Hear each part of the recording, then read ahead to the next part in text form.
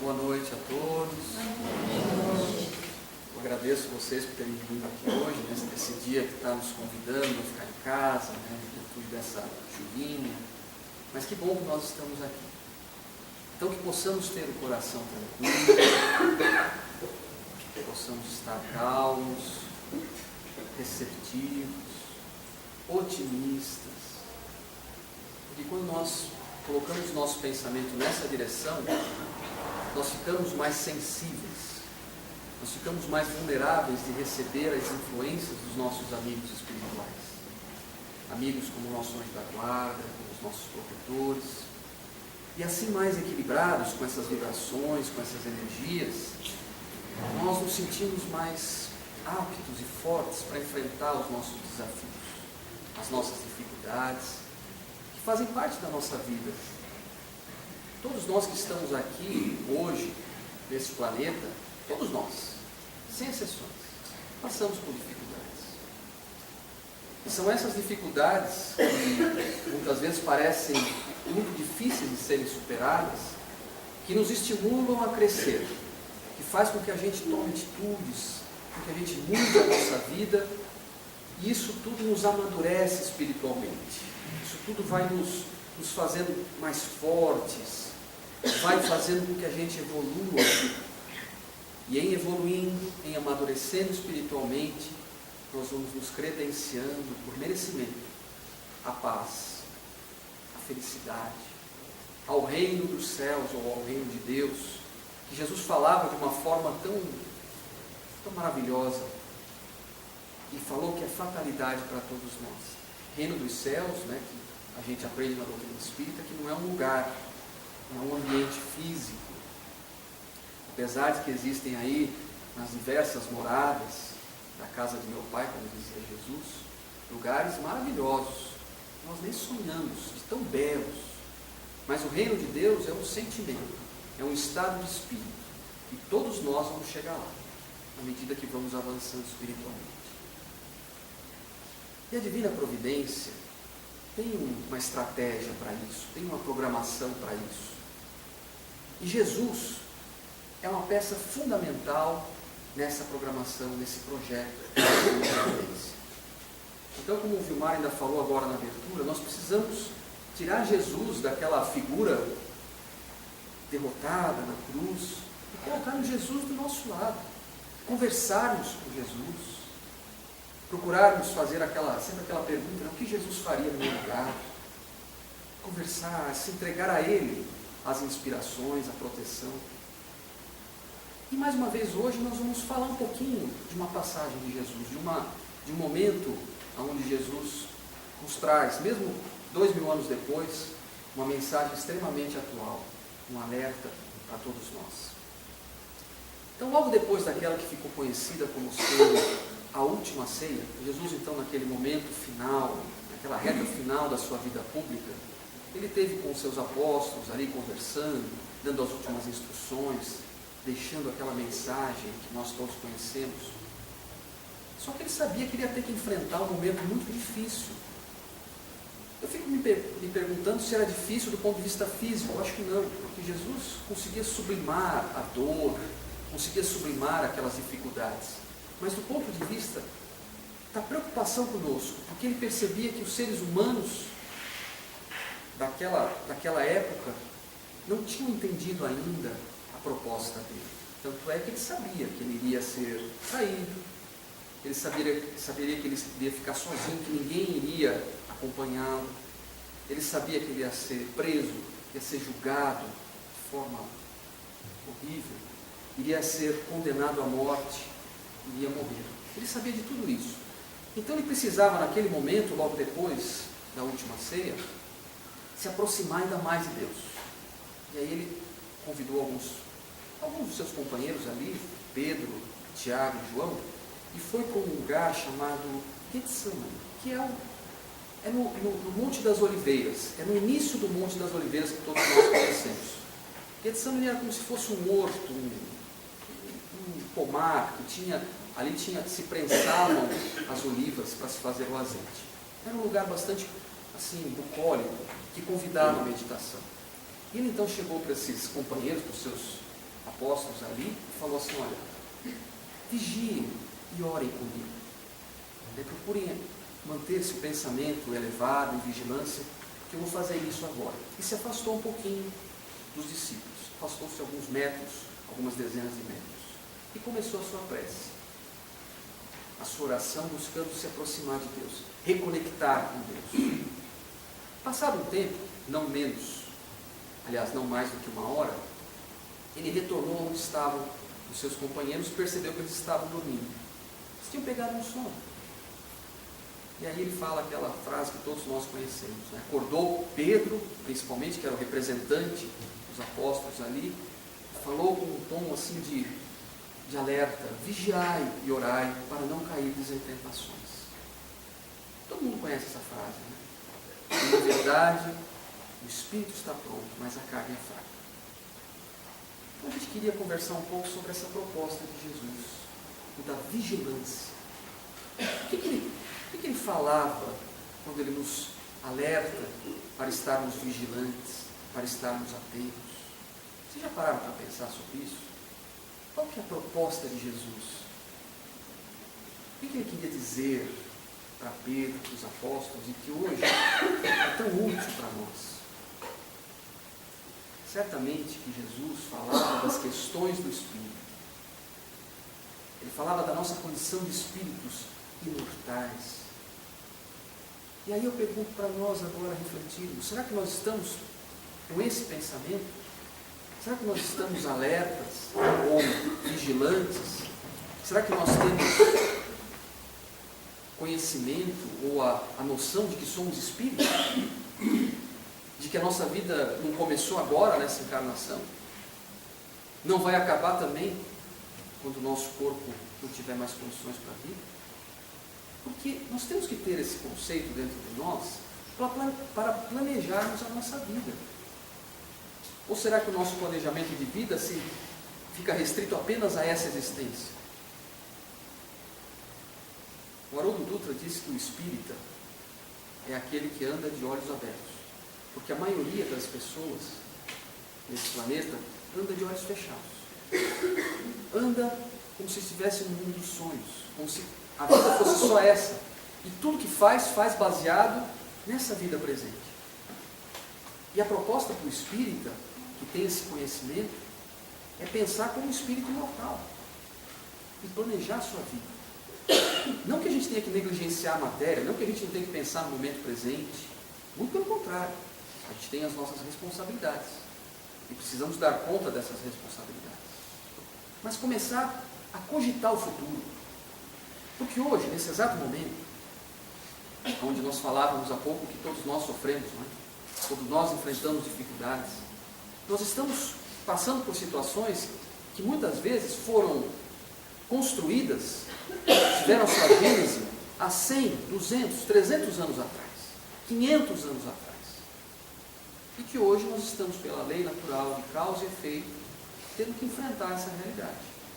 Então nós precisamos começar a planejar nossa vida para daqui a 100 anos, daqui a 200 anos, ou planejamos o que vamos fazer hoje à noite quando chegar em casa. É nesse sentido, então, que precisamos estar vigilantes, estar atentos. Como nós estamos ocupando o nosso tempo?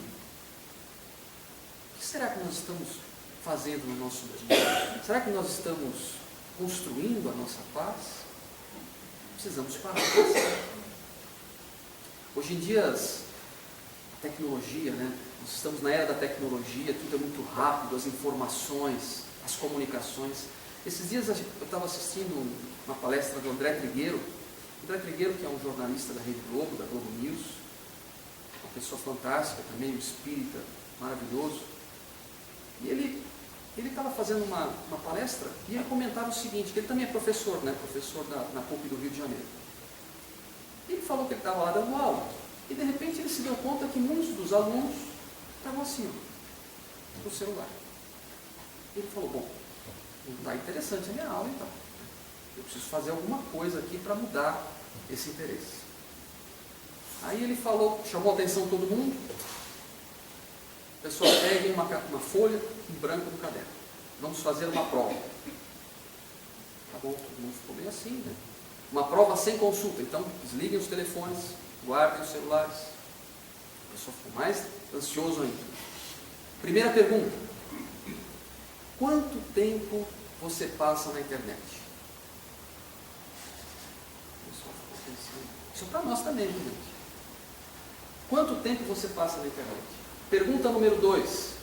Aonde você vai quando você está na internet? Ou seja, que lugares você visita, que grupos você está participando, não é? Que grupos, redes sociais, aquela coisa toda, que sites você está visitando. Anota aí. Tá bom. Agora a última pergunta. O que isso está construindo na tua vida? De prático. Você está sendo uma pessoa melhor porque está visitando esse site? Você está sendo uma pessoa melhor ou está ajudando alguém porque você está participando desse grupo? Ou porque você está visitando ali no grupo, na rede social, aquela página, aquela pessoa? É uma reflexão que nós temos que fazer, porque nós gastamos muito tempo com isso. E nesses dias atuais, ainda mais agora que nós estamos aí às vésperas das eleições, né? O que nós recebemos de mensagens, porque está tudo muito alvoroçado, né? Todo mundo quer justiça, todo mundo quer mudar o país, né? Aquela coisa toda, né? Então os ânimos estão acirrados. O que isso está construindo de fato na nossa vida? E nós temos que ter muita responsabilidade naquilo que nós reenviamos, naquilo que nós encaminhamos, porque nós somos corresponsáveis também. Esses dias eu estava com a minha esposa, eu não tenho esse negócio de Facebook, né? Eu não sei, né? Mas a minha esposa tem. Aí eu estava lá, né, junto com ela falou assim, nossa, André, vem ver um negócio aqui. Eu vi uma postagem extremamente grosseira de uma pessoa, sabe, palavrão, falava assim de uma forma de baixo calão. E aí ela falou, André, olha só quem está, como é que é, dando curtida.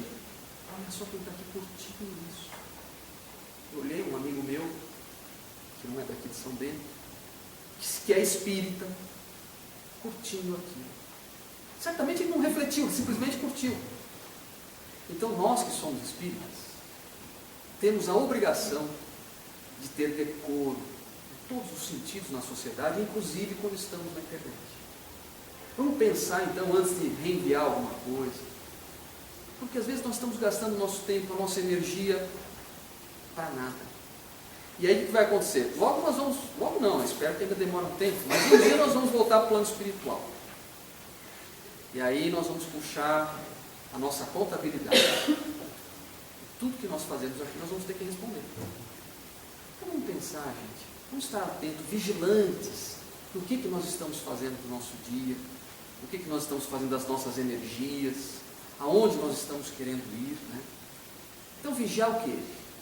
Basicamente é isso, é vigiar a nossa condição espiritual. Mas de que forma? Como que nós vamos vigiar? Né?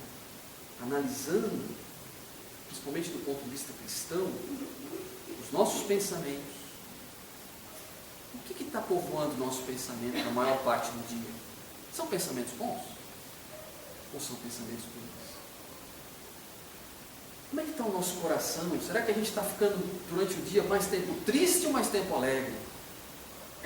Vamos vigiar, porque tudo isso depende de um comando nosso. Como é que está a nossa fala? O que está saindo da nossa boca? O que está chegando no ouvido das pessoas? Será que nós estamos construindo com a nossa fala a paz, a harmonia?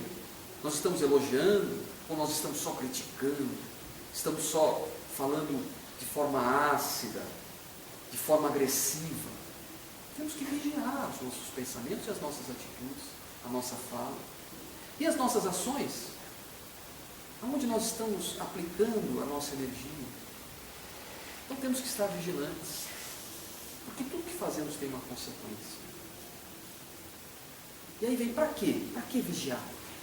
Jesus falou, para não cair em tentação. Nós poderíamos acrescentar dizendo o seguinte, para não ensejar sintonia com o mal. Cair em tentação, na verdade, é fazer sintonia com o mal. E quando a gente fala em sintonia, quando a gente começa a falar em sintonia, a gente não pode esquecer a questão das vibrações, né? Não é o momento aqui da gente avançar nesse assunto, que é um assunto muito profundo, um assunto extenso, né? Fica o convite para participarmos dos grupos, do estudo da casa, para lermos as obras básicas. Mas o básico aqui, só para fazer sentido o que nós estamos falando. As energias, as vibrações, os fluidos fazem parte da nossa vida. Numa comparação imperfeita, mas didaticamente falando, acho que útil, as vibrações, o fluido cósmico universal, as energias, ela está em todo o universo. Estão em toda a parte do universo. Assim como o ar está aqui, nessa sala, na nossa atmosfera. Então, por exemplo, vocês estão escutando a minha voz, por quê? Porque existe ar. Se nós estivéssemos no vácuo, não ia ter som. Assim é o fluido cósmico universal para as vibrações, para as energias. E essas energias que nós estamos inseridos, nós estamos imersos nelas, elas a princípio são neutras.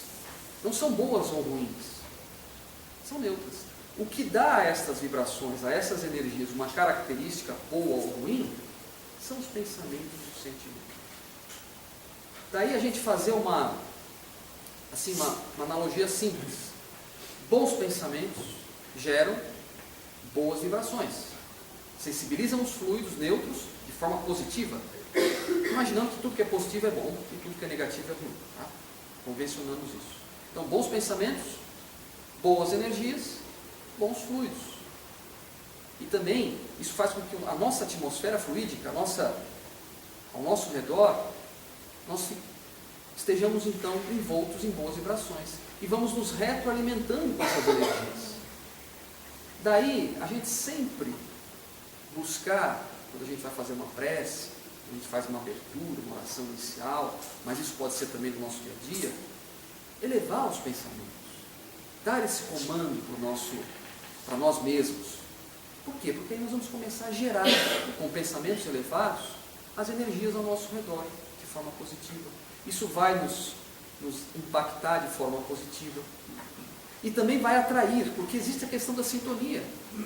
Se a gente estiver pensando legal, pensamentos elevados, nós vamos estar envoltos em boas vibrações e captando boas energias e boas vibrações. Isso é fundamental. E o contrário também é verdadeiro, ou seja, se a gente ficar pensando só coisa ruim, pessimismo,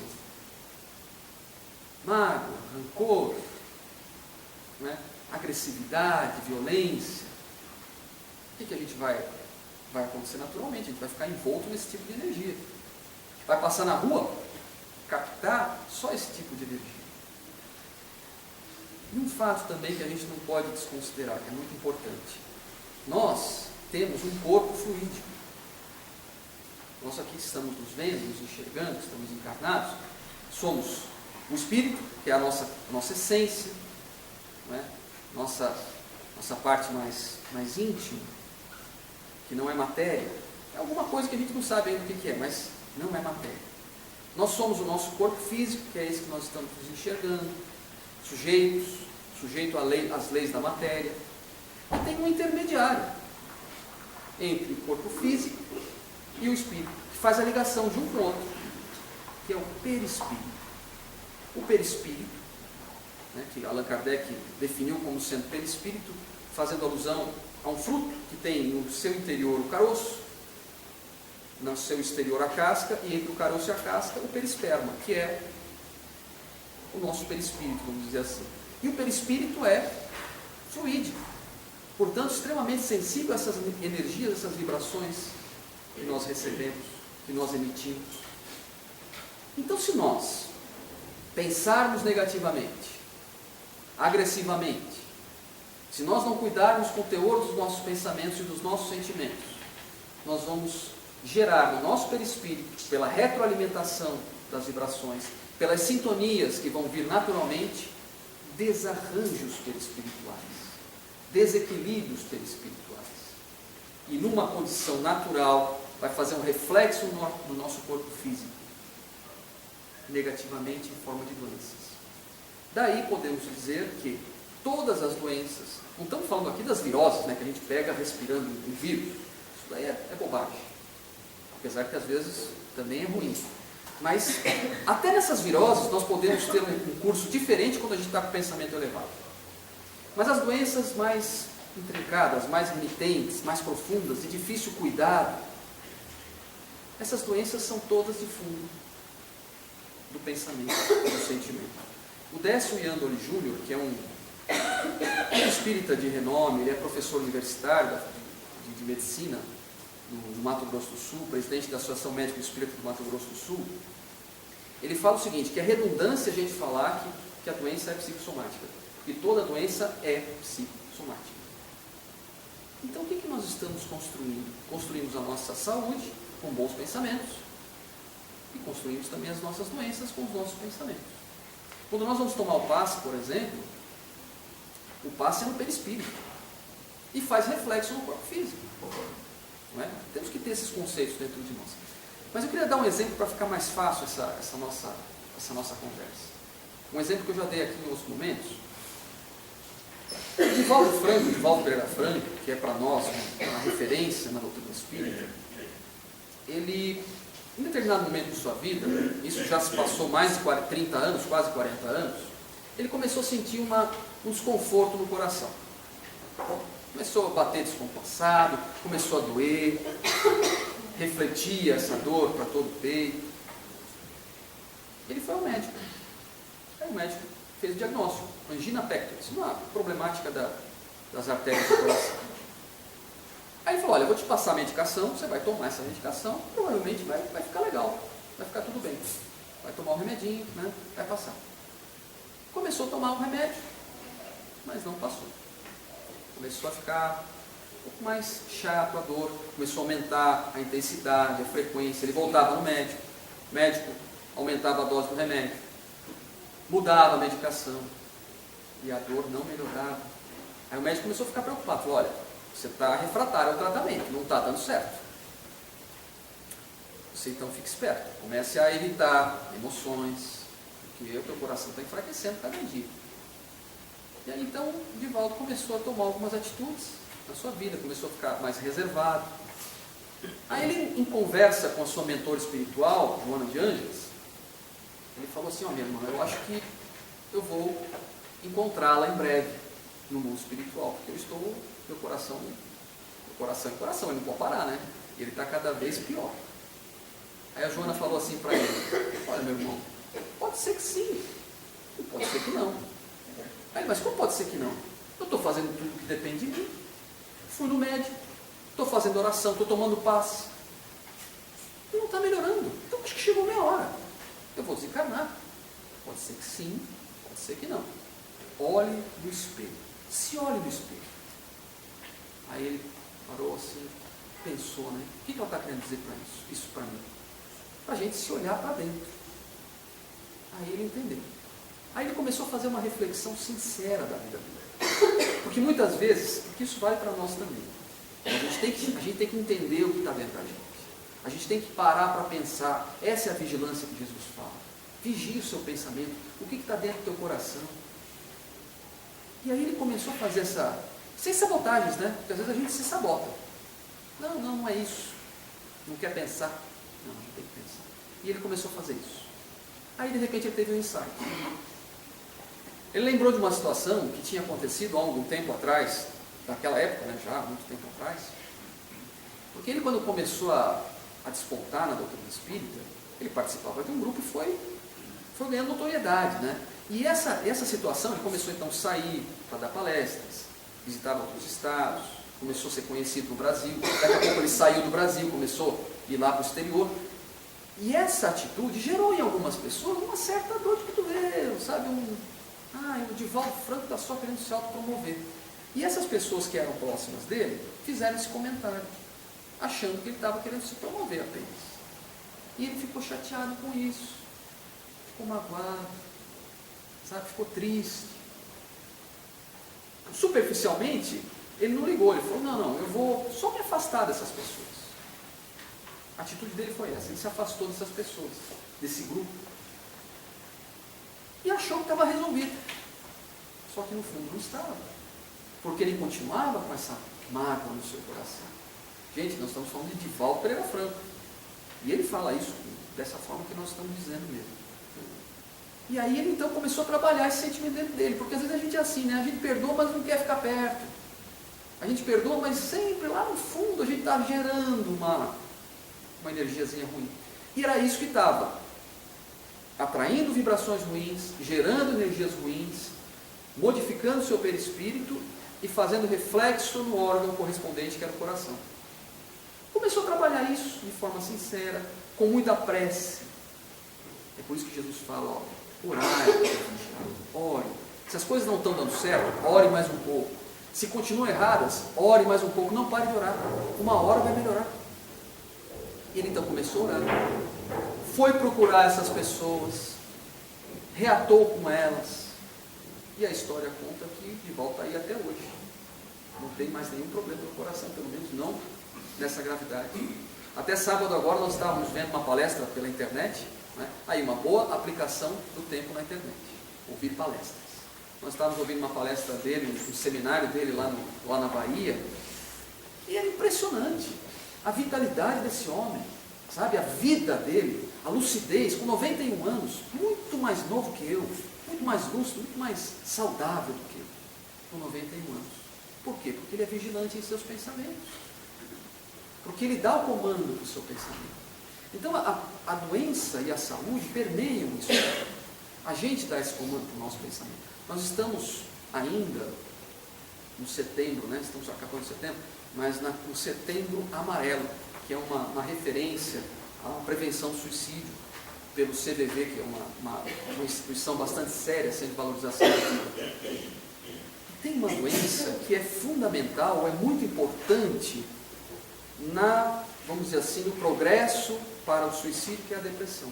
A depressão não é a única doença que leva ao suicídio. Os psiquiatras dizem que tem outras, mas é a principal. Então a gente não deve negligenciar essa doença.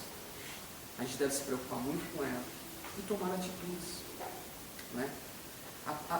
A depressão é tão importante na nossa sociedade que a projeção da Organização Mundial de Saúde é que daqui a alguns anos ela vai ser a maior causa de mortalidade e de morbidade do nosso planeta. É uma pandemia, já está a nível mundial. E nunca teve tanto remédio para depressão como tem agora. E as pessoas não estão melhorando. Por quê? Porque não basta só tomar remédio, gente. Remédio é fundamental. Nós não estamos dizendo aqui que não tem que tomar.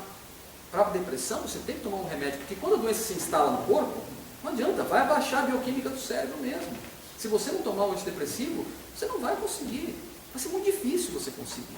Só que as pessoas só se curam se mudar de atitudes, se mudar de pensamento, se vigiar os seus sentimentos. Porque o pensamento, o sentimento levou à depressão. A pessoa às vezes quer vir aqui, às vezes acontece, né? Quer vir no centro, isso vale para qualquer doença. Vai tomar três passes e quer ficar curado. Só que sai lá fora e não muda, não se transforma. Não muda o pensamento, não muda a atitude. Quer tomar o remédio e não vai buscar essa reflexão. Resultado, nunca vai se curar da depressão. Dificilmente. Sabe, vai ficar sempre mais ou menos. Né? Eu tenho um amigo meu que é psiquiatra, ele fala assim, André, as pessoas chegam na consulta e você pergunta, e aí, tudo bem? Você tomou um remédio de última geração. Como é que você está? Mais ou menos. As pessoas vão sempre ficar mais ou menos. Porque o remédio só equilibra um pouquinho. Aí tem uma crise, né, diante de uma situação difícil da vida, que faz parte da nossa condição evolutiva. Nós vamos ter dificuldades na vida, não pense que nós não vamos ter nunca mais, nós vamos ter. E quando saímos de uma, passa para o nível seguinte, vai ter outra mais difícil ainda. Só que é aí que a gente tem que se apegar a Jesus. É por isso que a gente tem que trazer Jesus para a nossa vida. Então as doenças permeiam o nosso pensamento e o nosso sentimento. A depressão, então, com muito respeito, com muita oração, com muita atitude do nosso pensamento, a gente consegue superar também, para que não chegue às últimas instâncias.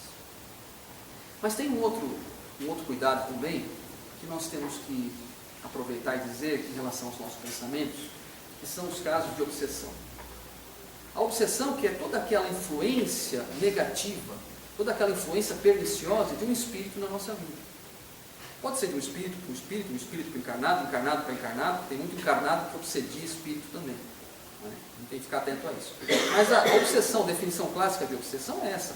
É um espírito que fica nos influenciando de forma negativa. E todos nós que estamos aqui, nesse planeta, vez ou outra, sofremos essas influenciações. Né? Mas nós precisamos estar atentos. Então imagine só alguém que acorda de manhã reclamando da vida, de mau humor. Tem gente que fala assim, né? Não, de manhã não fale comigo porque eu sou mal-humorado. Não quero que ninguém converse comigo. Aí chega para... Meus irmãos estão olhando para mim assim, porque eles acham que eu sou assim, mas não sou. A pessoa chega de manhã, fica chateado porque está frio. Tudo bem, né? O frio dói.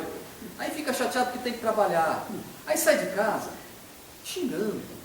Aí chega no trabalho, pô, aquela pessoa já está me irritando. Né? Não está abrindo portão, né, Luciano? Aí a gente fica, o quê? Emitindo que tipo de vibração, que tipo de energia? A energia da impaciência, da agressividade. Aí o nosso dia não fica legal. Aí o trabalho fica cansativo. Aí a gente volta para casa. Enquanto a gente está voltando para casa, a gente está vibrando isso. Essa impaciência. Aí alguém na rua percebe e, pela afinidade, se liga a nós. Se liga.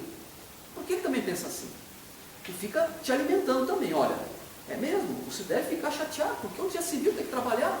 Onde já se viu ter que acordar cedo? Onde já se viu ganhar tão pouco? Onde já se viu encontrar agora, chegar em casa e encontrar aquelas crianças tudo gritando? E aí o que acontece? Essa pessoa que você pegou no meio da rua vai entrar com você para dentro de casa. Aí você chega em casa, você liga a televisão, aqueles programas das 6:30 da tarde, né? Aqueles programas de São Paulo, do Rio de Janeiro, só falam de tragédias, de tiro, de surra. Aí quem está sentado do lado de você vendo esse programa? É um obsessor. E aí daqui a pouco, se você não se dá conta disso e não muda de atitude, essa obsessão vai começando a ficar mais encrencada. Aí você chega à noite e vai ver uma televisão, vai ver um filme de violência. Quem está sentado com você na tua cama? Teu obsessor. Então vamos ficar atentos e vigilantes. Porque se a gente não muda o pensamento, se a gente não seleciona o que a gente quer assistir, não é? Se a gente não seleciona o que a gente quer fazer no nosso dia a dia, os ambientes que nós vamos frequentar, as músicas que nós escutamos, os programas de televisão, a gente vai ensijar sintonia com o mal. E aí daqui a pouco as obsessões simples, se a gente toma uma atitude, elas vão embora. É só ensejar a sintonia. Não fica atraente mais para o obsessor. Ele só vai lá no centro, ele só fica lendo Allan Kardec, ele só fica falando de Jesus. Melhor não, né? Ou de repente ele se convence que isso é o certo. E aí de um inimigo você faz um amigo. Mas se a gente não toma cuidado, as obsessões vão tomando raiz. E daqui a pouco ela fica mais intrincada, mais difícil de você se libertar. Já são aqueles casos que Kardec classifica como sendo as fascinações, né, as subjugações, as possessões. Aí nós precisamos muito mais do auxílio externo. E às vezes, se a gente se permite uma obsessão desse nível, um nível mais profundo, a gente estraga a nossa encarnação. Porque a gente acaba perdendo a nossa encarnação. Nossa encarnação não evolui. A gente compromete ela. Então a gente tem que ficar atento e vigilantes. O que está no nosso pensamento? O que está povoando o nosso sentimento? O Divaldo Franco tem um exemplo também bastante interessante nesse sentido. Ele estava no Centro Espírita Caminho da Redenção, que é onde ele trabalha, né, como trabalhador espírita, e ele fez um atendimento fraterno de uma senhora, já que frequentava o centro há muito tempo. E essa senhora chegou para ele e falou: olha, Divaldo, eu acho que eu estou com um imposto, eu estou com um obsessor, porque eu estou com uns pensamentos ruins, sabe? Não é meu esses pensamentos. Estou com um sentimento de tristeza, não estou com vontade para nada, estou brigando com todo mundo lá em casa. Eu acho que eu estou com um obsessor. Será que você podia afastar? Será que vocês podiam afastar esse obsessor de mim? Aí o Divaldo olhou para ela e falou assim: olha, eu acho que sim. Mas deixa eu te fazer uma pergunta: por que você não se afasta deles? Porque a gente busca isso com os nossos pensamentos e atitudes, com as nossas tristezas, com as nossas impaciências. Chico Xavier falava que a gente não tem como evitar que os urubus voem por cima de nós. mas a gente pode evitar que eles façam ninho na nossa cabeça. Então é isso que a gente tem que ter. Não tem como você evitar que os pensamentos ruins, que os convites ruins cheguem até você. Isso não tem como. Mas nós podemos tomar atitudes para que esses pensamentos ruins não se apoderem da nossa cabeça, do nosso pensamento. A cabeça que eu estou falando é do nosso espírito, da nossa condição espiritual. Então tomemos atitudes, estejamos vigilantes, estejamos atentos. E também vigiar os outros, né? Não com o objetivo de criticar, mas não acompanhar no erro. Nós temos as modas, né? As modas todo mundo faz, então eu vou fazer também? Não, nem sempre. A gente tem que ter esse conceito, fazer essa análise. Não é porque é bom ou parece ser bom para alguns que vai ser bom para você. Então estejamos atentos em relação aos outros para não acompanhá-los no erro. Mas também estejamos atentos das pessoas que chegam do nosso lado para não darmos resposta errada à vida. Porque muitas vezes a vida coloca algumas pessoas do nosso lado para que a gente possa ajudar. E muitas vezes nós nos comprometemos com isso. Mas aí chega na hora, a gente finge que não é com a gente. Antes de reencarnar, a nossa reencarnação foi planejada. Ou seja, às vezes na hora desse planejamento, o Espírito Superior chegou para nós assim: olha, André, vou precisar que você, em determinado momento da sua vida, auxilie essa pessoa. Posso contar contigo? Pode, a gente está lá em cima, né? O Espírito está pronto. Aí chega aqui embaixo, a carne é fraca. Aí a gente chega na hora de ajudar, a hora que essa pessoa aparece na nossa vida, o que você faz? Finge que não é com você. Isso é muito comum, gente. Então é aquela pessoa difícil da tua família, aquele amigo que antes era amigo enquanto era conveniente, mas agora que ele não é mais interessante, que ele está numa pior, você não quer ficar do lado dele, porque não, ele está puxando para baixo. Sabe? É aquelas pessoas que se apresentam na tua vida e que vai te dar trabalho. Mas é o teu compromisso. É a resposta que você tem que dar para a vida, é a resposta certa. Se a gente então está com o pensamento em outro lugar, a gente não está vigilante, a gente nem sempre dá a resposta certa. E aí chega na hora de acertarmos as contas, quando retornarmos no plano espiritual. Bom, você lembra que você assumiu esse compromisso? Então você não deu conta. Vai ter que voltar lá de novo e fazer. Então vamos refletir sobre isso. Vamos pensar, vamos adquirir virtudes, né? Não vícios. Os vícios são aquelas atitudes que nós temos que gasta energia, gasta tempo, gasta disposição e não leva a lugar nenhum. Não constrói nada, muito pelo contrário, destrói. Então vamos estar atentos para não ter esses vícios, né? Eu tenho uma mensagem que eu trouxe aqui, para que a gente possa finalizar, que já estamos chegando na hora final, que eu acho que é interessante, é mais ou menos isso tudo que a gente falou, assim, principalmente do ponto de vista dos nossos pensamentos. Eu vou tentar ler. Vamos lá, que eu esqueci meu óculos, vou apagar um micro aqui agora, né? Vamos lá. A mensagem é do Momento Espírita, da redação do Momento Espírita. E tem como título